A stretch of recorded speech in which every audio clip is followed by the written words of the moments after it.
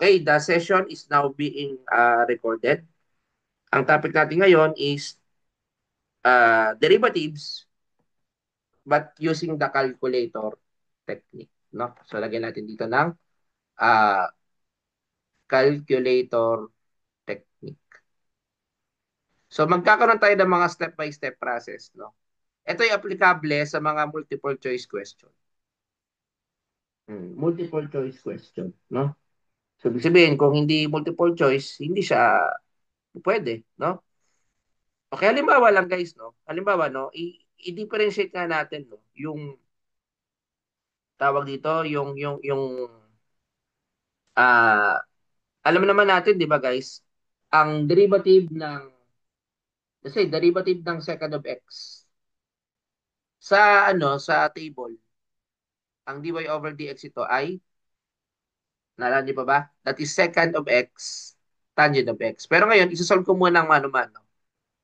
Tapos saka natin gamitin ng calculator technique, no? Okay, so ang actual solution kung bakit na-derive yan, ay naka-record na ba? Ay, naka-record na. No? Okay, naka-record naman na. No? Kasi ito ay tama. So ngayon, ang actual solution nito, yan ay kung kukunin natin, guys, no? Ano ba yung second of x? Kung di ako nagkakamali, ang second of x is equivalent to 1 over cosine of x according to trigonometric, doon sa trigonometry natin, no? So ito, alam natin u at v. Pag ganyan, quotient rule. So cos dx, derivative of 1, minus 1, the derivative of cosine of x, divided by cosine of x squared. Ito, mawawala na ito kasi derivative of 0, of 1, a constant is 0. So therefore, that is 0 minus, copy mo yung 1, derivative ng cosine is negative sine of x. So divided by cosine squared of x. So ngayon, kapag tingin natin mabuti, ang dy over dx natin is sine of x kasi positive na yan, divided by cosine squared of x. Pero alam naman natin, ito is sine of x divided by cos x times 1 over cos x. So saan ba makukuha yung y prime natin? Ang sine x over cos x is tangent of x. Ang 1 over cosine is secant of x. Kaya ito pala yun. Or pwede mong i-rewrite o i-rearrange natin. Ito rin yun. Okay, so ibig sabihin, hindi pala problema. Kahit makalimutan mo yung table, yung formula, kasi you can use it, no? You can manually solve it. Pero may mas madaling technique, no? Paano kung gagamit ng calculator? Hindi tayo marunong nito eh. Nakalimutan natin parehas. Nakalimutan mo yung table, nakalimutan mo yung ano. So, ang unang-unang rule, tandaan nyo sa calculator technique. Okay, no? Ah, ha. Ah, unang rule, dapat naka-radian. O, paano ba mag-radian? Negative mode or shift. Number 4, radian. Shift 4, no? Tapos, yung mode natin, kahit 1 na lang. Ngayon, ilalagay ko yung shift ddx function. Tapos, wala namang second of x. Pero ang second of x is 1. Alam naman natin. No? So, maglalagay lang ako dito ng 1 over cosine of x. Alpha x. Okay, so ito ay magiging, ayan. Maglalagay ako ng any value. Okay, kapag nag-syntax error, ibig sabihin lang nun, sa ano lang, possible na ano lang, kulang sa parenthesis, no? Pag math error, yun yung medyo, undefined yun. Okay, so meron akong 0.6225. So, nakuha sa calculator ko, i-rewrite ko lang. Sa calcu, ang nakuha ko na value is 0.6225 for the ddx function natin ng second of x, pero ang ginamit ko is 0.5. Now, ganito, dun sa answer natin, isa-substitute ko yung 0.5. Ano ba yung sagot natin? Ano ba yung pinaka natin? So, ang gagawin natin to verify, no? Halimbawa, ito yung ito yung tanong. Find y prime if y is equivalent to secant of x. Halimbawa, ito yung tanong. A, secant of x, tangent of x. Letter B, uh, cx, cot of x. Letter C, tan x. Letter D, secant of x. O paano ko malalaman from the choices? Iisa-isay mo from the choices. Ano ba yung value na in-apply ko? 0.5. No? So, ibig sabihin, ang gagawin ko sa calculator, yung secant of x, 1 over cosine yun. Lalagyan ko na rin 0.5. No? Tapos yung tangent of x, meron naman tayo nun. Kaya tangent of 0.5. Dapat, tingnan natin lalabas. Dapat mag-equal doon sa 0.6255. So let's try to solve. Naka-region ka pa rin. So kapag i-calculator natin yan, so 1 over cosine 0.5. Tapos, i-multiply natin by tangent of 0.5.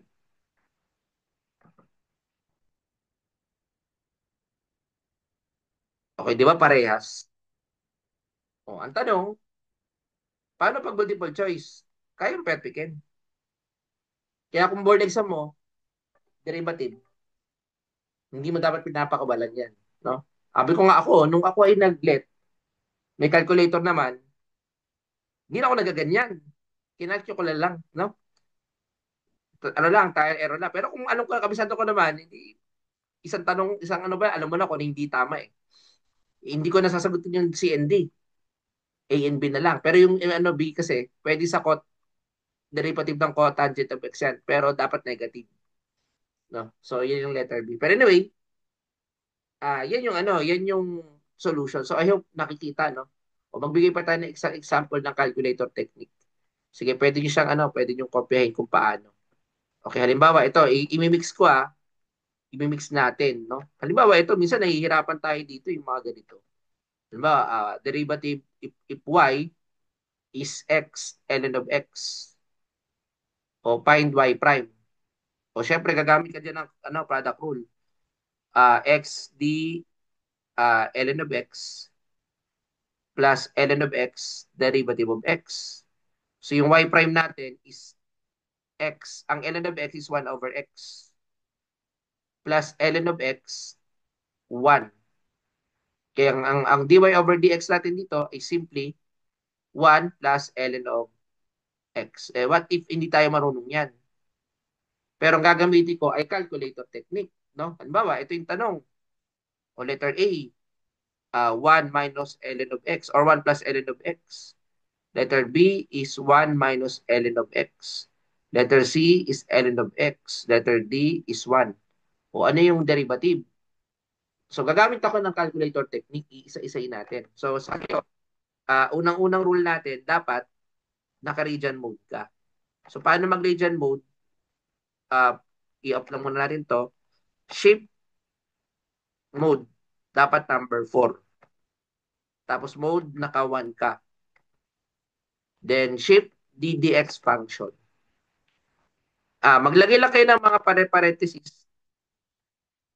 Ayan. Tapos, parenthesis ln of x. Ayan, no? Tapos, pag maglagay ka ng value, 0.5, 0.25, basta consistent.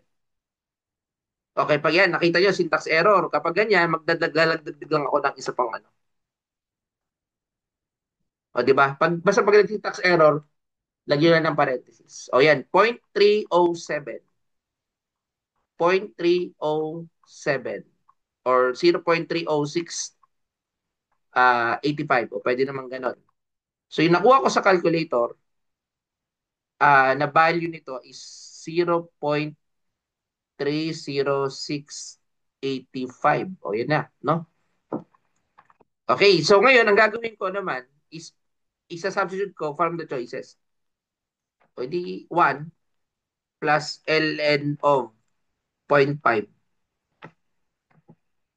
0.5 kasi ginamit natin. 0.5 O, di ba parehas lang? O, letter E na yung ano. Kasi ito is ito, hindi na yan ako makukuha ang sagot. So, ito yung gagamitin natin. Si-shade natin yan. O, di ba madali, no? Okay? Ganun ang technique sa calculator. O, isa pa. O, ito yung mga common na, ano, nagiging problema, lalo yung mga sa calculator, no? Kapag hindi talaga na, ano, na nakukuha, no? At tayo na magandang, ano, kahit nga, ano, yung inverse sign, eh. Ito, most likely sa mga inverse sign, marami nahihirapan dyan, no?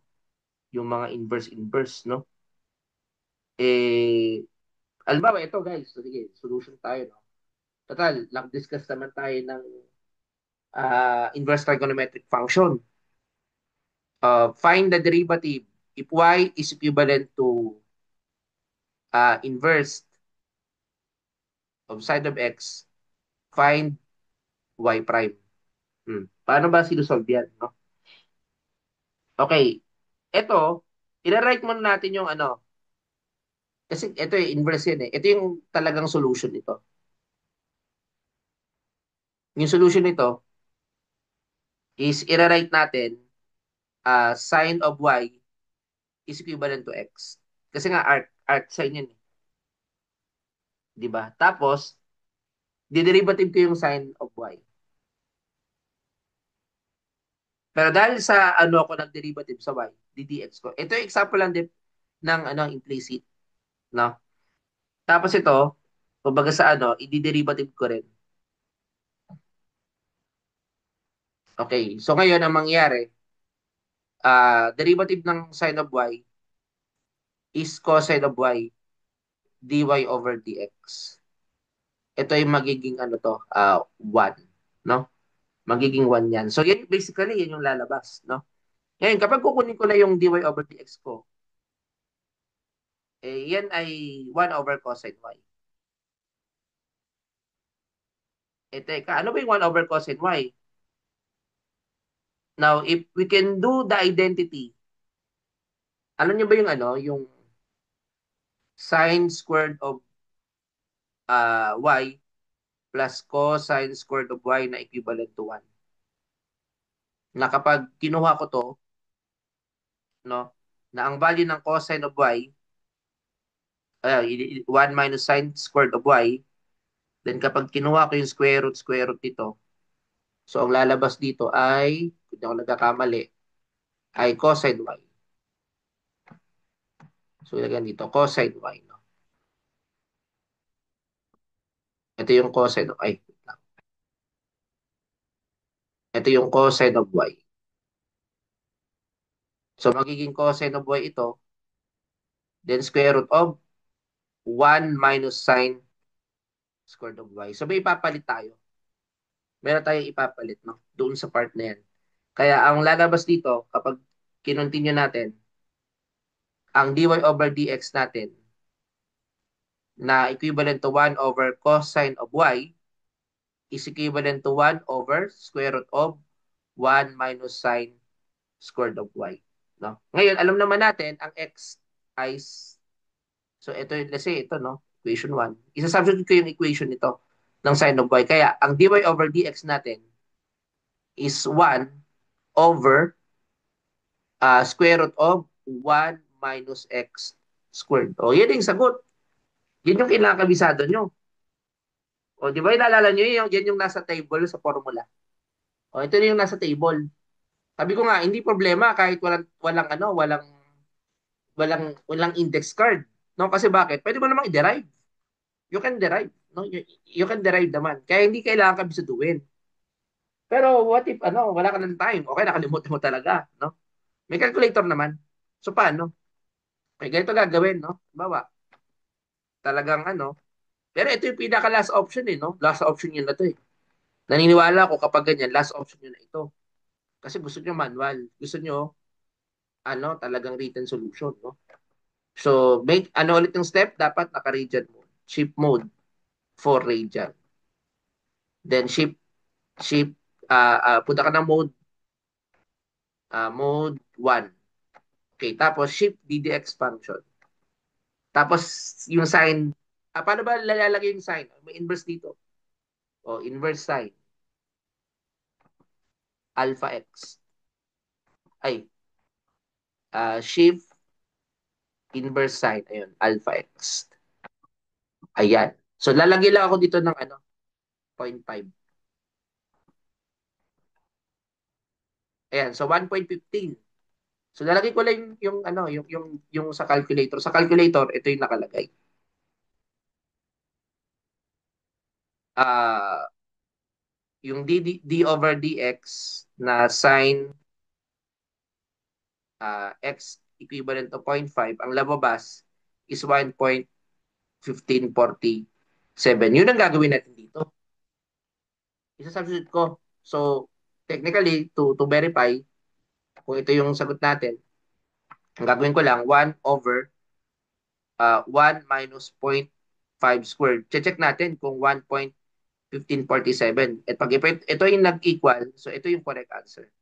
It must it must it must be equal para maging correct. Okay, so ngayon ang gagawin natin is we will be applying directly the answer.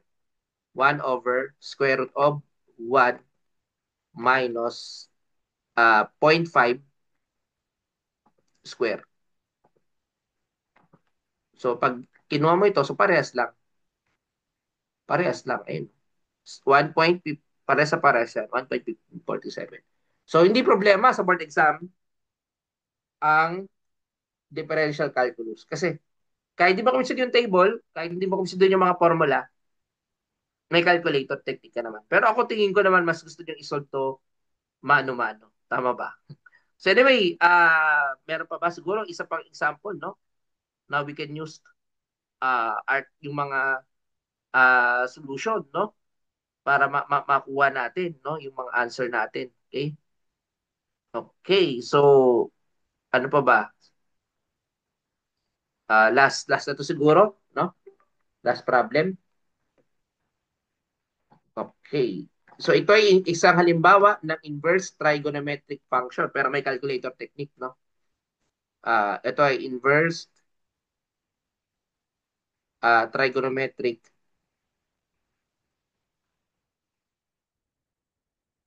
function with calcu technique. Okay, halimbawa, papakuha natin yung y is equivalent to if y is equivalent to in tan inverse x, no? Find y prime, no? Ngayon guys, no? Alam naman natin, ah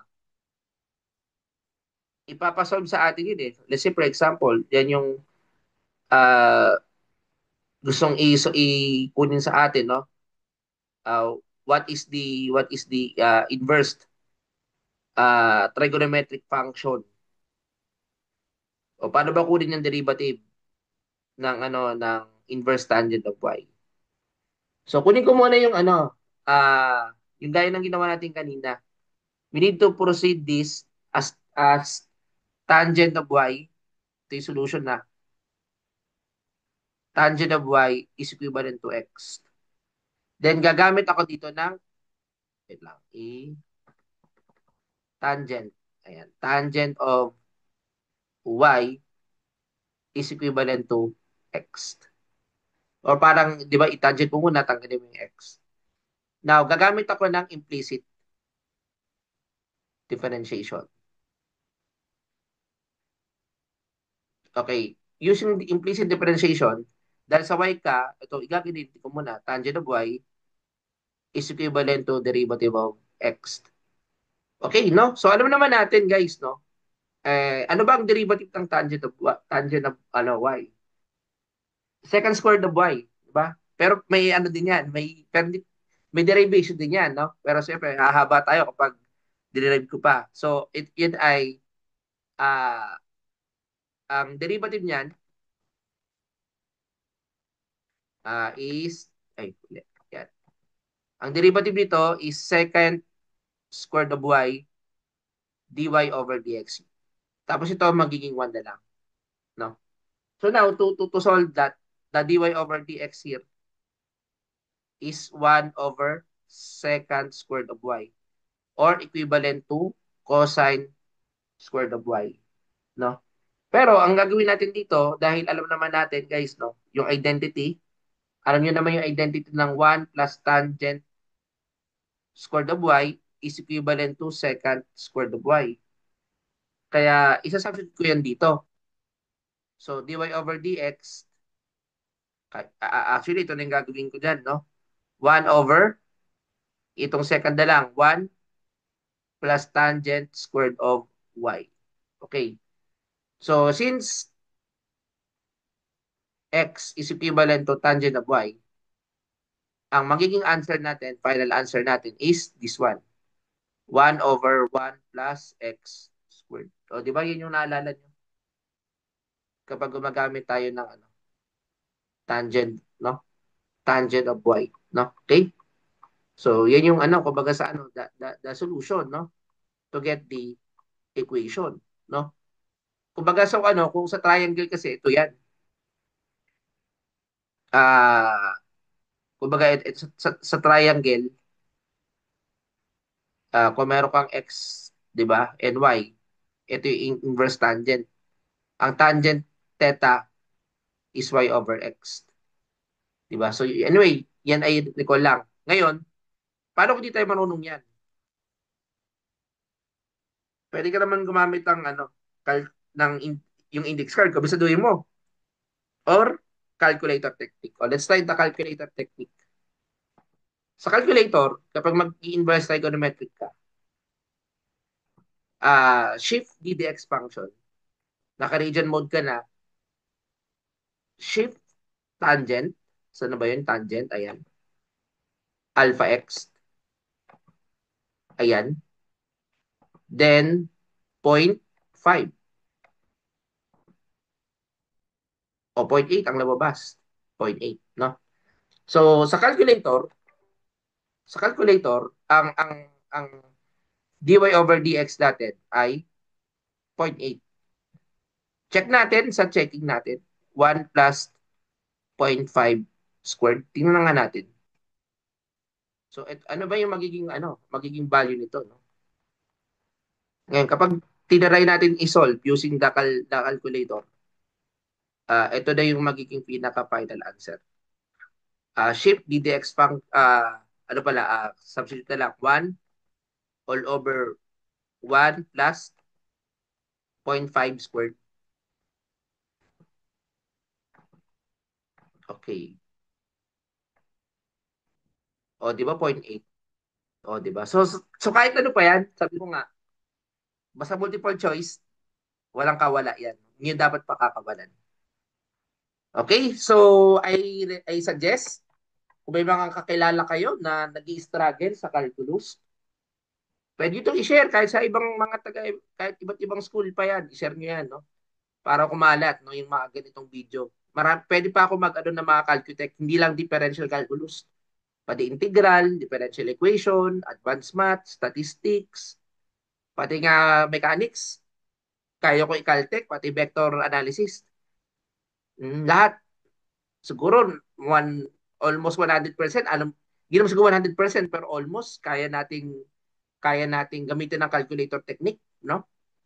At isa din yung reason kung bakit mataas yung aking mathematics, no? Kasi alam kong gamitin yung calculator technique. Pero para ma-achieve mo yung pag ma-utilize mo ng gusto yung calculator, mas maganda na alam mo yung manual solution.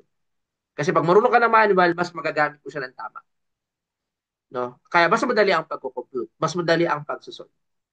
No? Okay? So I think I can now stop this and tatanong ko na lang kung may mga question.